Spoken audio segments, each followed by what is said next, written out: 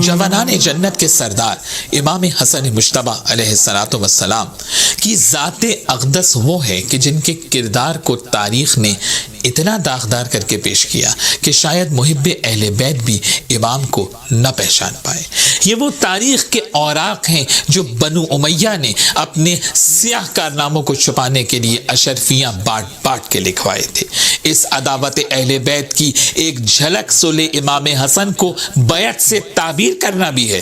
یاد رہے امام حسن علیہ السلام نے معاویہ کی بیعت نہیں کی تھی بلکہ خون ریزی کو روکنے کے لیے ایک معاہدہ امن کیا تھا جس کو آپ جنگ بندی اور سیز فائر کہتے ہیں۔ اور امام حسن علیہ السلام نے صلح کے بعد جو خطبہ دیا ہے، جو کلام کیا ہے، وہ اس بات کو واضح کرتا ہے کہ امام حسن علیہ السلام نے فقط ایک معاہدہ امن کیا تھا، معاویہ کی بیعت نہیں کی تھی۔ اور امام علیہ السلام کا یہ کلام ہمارے برادران اہل سنت کی معتبر کتابوں میں موجود ہے، جس میں بلازری کی انصاب الاشراف ہے، اس کی 3 جلد میں ہے، ابن صباغ مالکی کی فصول المہمہ ہے، سیر اعلام النبلاء ذہبی کی یہ بھی معتبر کتاب ہے، ہمارے برادران اہل سنت کی سوائق المورقہ ابن حجر کی اس میں بھی موجود ہے کہ امام حسن نے ارشاد فرمایا ان معاویہ نازعنی حقا ہوا لی فترکتہ لصلاح الامہ وحقنا دمائها۔ امام حسن ارشاد فرماتے ہیں کہ معاویہ مجھ سے اس بات پہ جھگڑا کر رہا ہے جو میرا حق ہے۔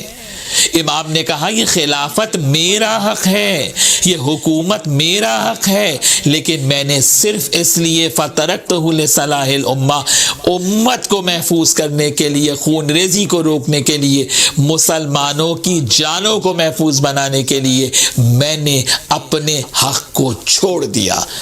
میں یہاں برادران اہل سنت کو دعوت فکر دیتا ہوں کہ کیا یہ کسی ایسے شخص کے جملے ہیں جس نے دب کر نعوذ باللہ صلح کر لی ہو؟ نہیں، یہ وہ امام برحق بول رہا تھا جس نے صلاح امت کے لیے اقتدار کو ٹھوکر مار دی۔ اور یاد رکھیے یہ ظرف سوائے اہل بیت نبوت کے علاوہ کسی کے پاس نہیں پایا جاتا۔ یہ جملے ایک شکست خوردہ کے جملے نہیں ہیں، یہ جملے ایک فاتح کے جملے ہیں۔ امام حسن نے اپنے نانا رسول اللہ کی سیرت پر چلتے ہوئے اسی طرح صلح کی جس طرح سے رسول اللہ صلی اللہ علیہ وآلہ وسلم نے اہل مکہ سے حدیبیہ کے موقع پر صلح کی تھی، جس کو قرآن نے فتح مبین کہا ہے۔ وہ نانا رسول اللہ صلی اللہ علیہ وسلم کی فتح مبین تھی، یہ نواز حسن مجتبی علیہ السلام کی فتح مبین ہے۔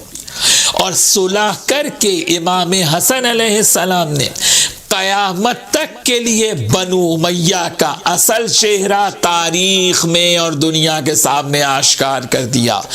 اب مجھے دنیا یہ بتائے کہ صلح ہونے کے بعد اب کہاں گیا قصاص عثمان کا نعرہ؟ اب کہاں گیا قصاص عثمان کا مطالبہ؟ یعنی اقتدار ملنے کے بعد سب ختم ہو گیا، یعنی وہ نعرہ کہ جس سے آپ نے جنگ جمل کرائی، جس سے آپ نے جنگ صفین کرائی۔ اور اس کے بعد امام حسن علیہ السلام نے انکنڈیشنل صلح نہیں کی ہے کہ بس غیر مشروط معاہدہ کر لیا ہو، بلکہ شرطیں منوائی ہیں۔ آپ مجھے بتائیے شرطیں شکست خوردہ منواتا ہے، ہارا ہوا انسان منواتا ہے، یا جو فاتح ہوتا ہے وہ شرطیں منواتا ہے؟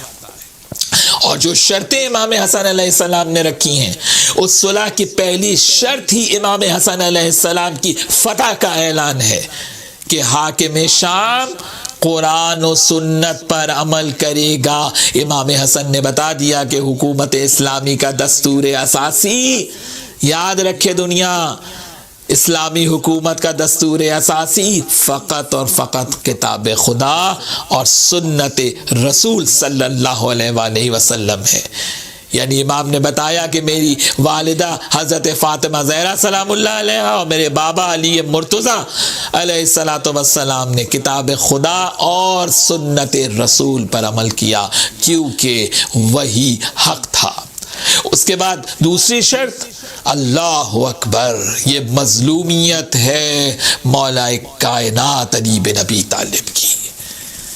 امام نے شرط رکھی کہ میرے بابا علی مرتضیٰ پر جو اعلاناً سب و شتم ہوتا ہے اسے بند کرایا جائے۔ گویا امام نے منوا لیا نا کہ وہ علی بن ابی طالب جو کل ایمان ہیں، جو اصل دین ہیں، جو مجسم دین ہیں، جو نفس رسول ہیں، ان کے اوپر سب و شتم ممبروں سے ہوتا تھا۔ کیا صحیح مسلم میں موجود نہیں ہے؟